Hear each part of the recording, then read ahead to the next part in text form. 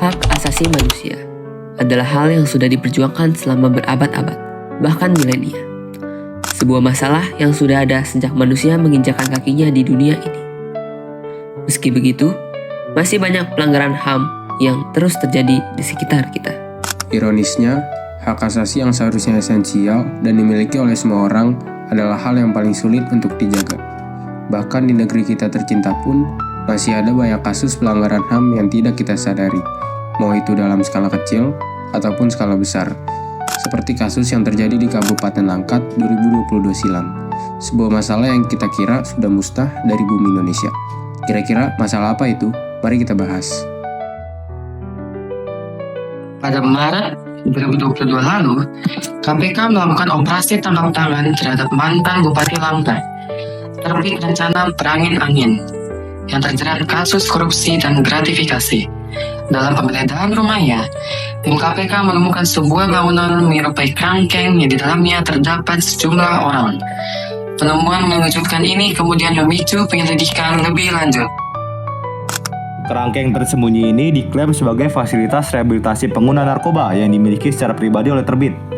Namun ternyata tempat ini tidak memiliki izin resmi. Malahan kerangkeng tersebut digunakan untuk penahanan ilegal, eksploitasi tenaga kerja, dan kejahatan lainnya. Para korban yang ditahan pun mengalami penganiayaan.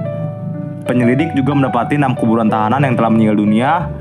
Investigasi juga menemukan adanya keterlibatan oknum aparat dalam melindungi operasi legal tersebut. Para tahanan dipaksa bekerja di lahan sawit tanpa upah dan mereka akan mendapatkan sanksi jika tidak bekerja layaknya kerja paksa. Kasus kerangkeng manusia ini kemudian ditindaklanjuti secara hukum, dan Pak Terbit serta tersangka lainnya terdakwa kasus TPPO atau tindak pidana perdagangan orang. Namun setelah sekian lama, Hakim Pengadilan Negeri memvonis Pak Terbit dibebaskan karena dinyatakan tidak terbukti bersalah, sementara pengelola kerangkeng divonis 3 tahun penjara. Namun walau tidak terbukti secara hukum dan tuntutan terhadap mantan bupati tersebut dicabut, bukan berarti tidak ada kerugian dalam kasus pelanggaran HAM ini. Bukti-bukti terjadinya kerja paksa dan kekerasan terlihat jelas dan bahkan memakan korban jiwa. Sangat disayangkan bahwa kasus pelanggaran HAM berat ini ditutup tanpa adanya ketegasan hukum. Hak asasi manusia merupakan hak yang paling dasar yang melekat pada diri manusia sebagai ciptaan Tuhan. HAM bersifat fundamental dan juga universal, yang didasari atas citra manusia yang sesuai dengan gambar Allah. Kejadian 1 ayat 27. HAM bersumber dari Allah, dan melanggar HAM berarti melanggar ketentuan Allah.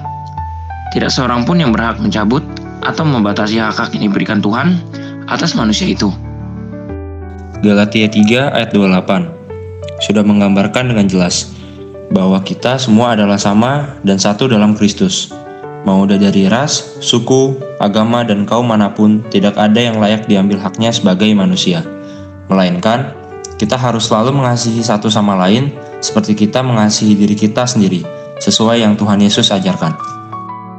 Permasalahan HAM adalah permasalahan yang harus diselesaikan secara bersama. Perjuangan dan pembelaan hak asasi manusia juga harus diteruskan. Karena pada kitab Mazmur pasal 82 ayat 3-4 tertulis, "Berilah keadilan kepada orang yang lemah dan kepada anak yatim. Belalah hak orang sesara dan orang yang kekurangan. Luputkanlah orang yang lemah dan yang miskin. Lepaskanlah mereka dari tangan orang fasik." Dan pada kitab Yeremia pasal 22 ayat 3 tertulis, "Beginilah firman Tuhan, lakukanlah keadilan dan kebenaran. Lepaskanlah dari tangan pemerasnya orang yang dirampas haknya. Janganlah engkau menindas, dan janganlah engkau memperlakukan orang asing, yatim, dan janda dengan keras. Dan janganlah engkau menumpahkan darah orang yang tak bersalah di tempat ini. Amin." Sekian pembahasan dari kami, dan ingatlah bahwa siapapun kalian juga bisa berkontribusi dalam memperjuangkan hak asasi manusia.